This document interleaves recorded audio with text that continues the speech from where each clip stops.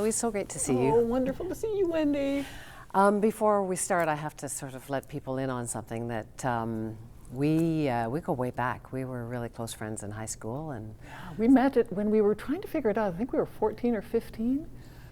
yeah. And then, unfortunately, even though we had similar careers at working at CBC, we kind of drifted apart and got back. You got back in touch with me when When you had your breast cancer. yeah, and you had just really started writing and were about to get published. Anyway, so I just want to let people know because normally I don't interview my friends, but you're kind of world famous author, so I have an excuse.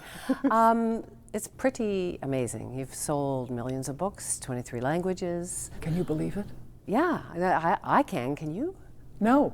I mean, there's so much that is completely unexpected. And it's hard, I think, for me to take it all in because it's just so overwhelming. It's the dream come true. And how often do dreams come true? And now that it is, I'm trying to appreciate it. I'm trying not to say, oh, no, it doesn't matter, or diminish it somehow. I'm trying to really appreciate it and be filled with the gratitude and awareness because it can go away anytime. Who knows? The next book might be a bomb.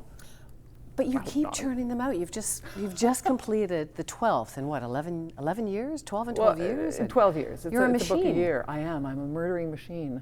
I'm a mass murderer. Do you like writing about killing people off? Is that pleasurable? Yeah, I honestly don't know why I write about murder. What I do know is that the books aren't actually about murder. There is a murder in them. That is the launching off point. They really are about life. They're about choices. They're about love. They're about the duality in our lives.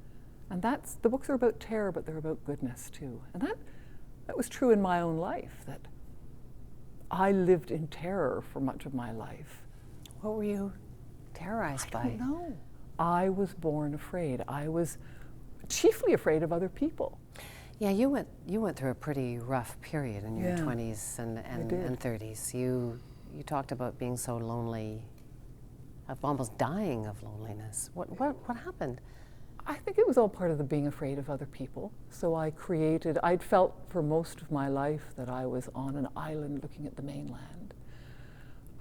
And for a while that worked because I was safe on the island. But it was that chasm again between the island and the mainland, and all I wanted was to join the mainland, and I didn't know how. And I started drinking. And it worked, actually.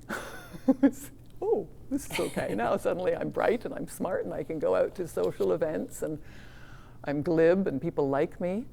And then there's a question that some people ask, and that's, when does the cucumber become a pickle? I don't know when I crossed that line, but it did cross eventually, where I was drinking alcoholically, and I was no longer drinking in order to go out to social events. I was becoming more and more isolated. I didn't want anyone around me. All I wanted to do was do my job, go to the liquor store, get my box of wine, and go home and drink until I passed out. I wanted the pain to stop. The pain was loneliness. It brought me to my knees. Which is, again, it doesn't make sense. How would you cure loneliness by isolating? But that was my answer. But around 35, you broke the habit somehow. I really hit bottom. I know some people's bottoms are when they have a terrible accident or their family threatens to leave them or something. Mine was very prosaic. I was just standing in my bedroom and I couldn't go forward because there was no reason to go forward, nothing to go forward to. I'd gotten to the stage where I couldn't look at myself as a child with pictures because I had so betrayed. I mean, you know my upbringing. I was raised with great privilege. I was raised with every advantage, and here I was, an alcoholic. I was losing everything. I was months away from losing my job, I think. I was losing but the veneer was there. I had placed such a perfect veneer. I had the car, I had the house, I had the job, I had the fake boyfriend. I had the veneer was perfect. And as the veneer got shinier inside, I died more and more. Until finally, I just wanted to die. And I was afraid I was going to kill myself, but I didn't know how. I remember thinking, I can't throw myself off the building because it's not tall enough. I don't have a gun. I'm a big gun control advocate. I think most people in Canada are, but I know had I had a gun, I would have blown my head off. I know that for sure. In a drunken fit of self-loathing, I would have blown my head off and none of this would have happened. I knew that the best had already been. I knew that there was no future. I was 35 and now look at me. It's pretty amazing. I think that's partly why I'm so appreciative of what's happening, because it almost didn't happen.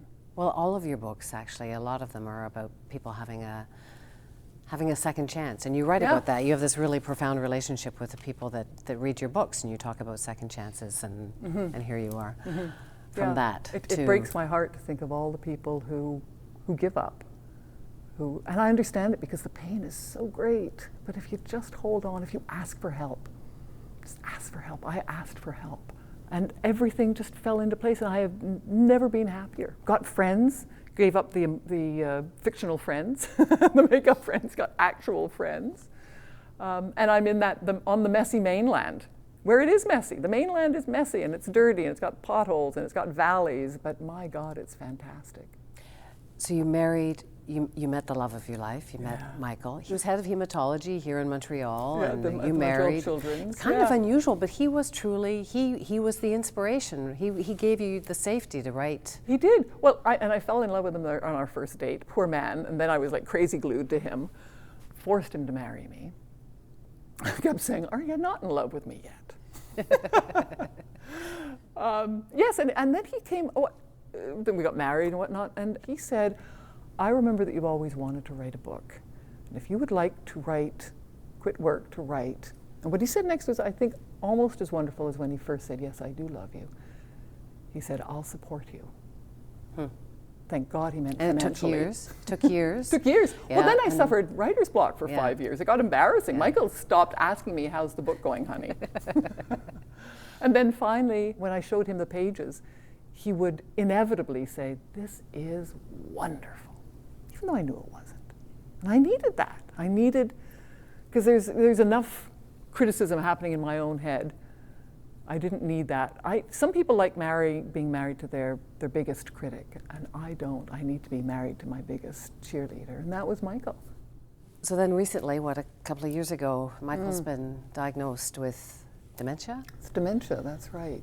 So what is this like now?